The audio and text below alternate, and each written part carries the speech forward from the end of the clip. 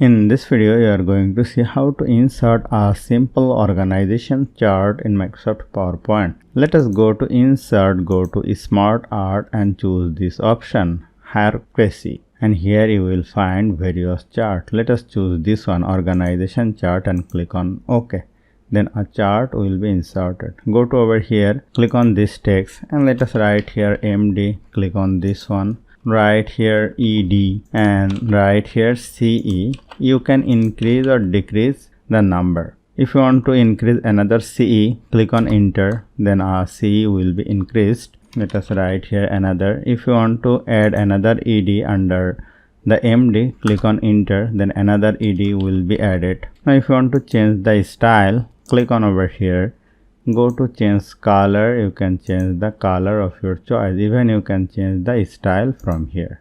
And this is looking perfect. So hope you found this video helpful. If you like this video, please share this video with your friends and family and don't forget to subscribe. Thank you.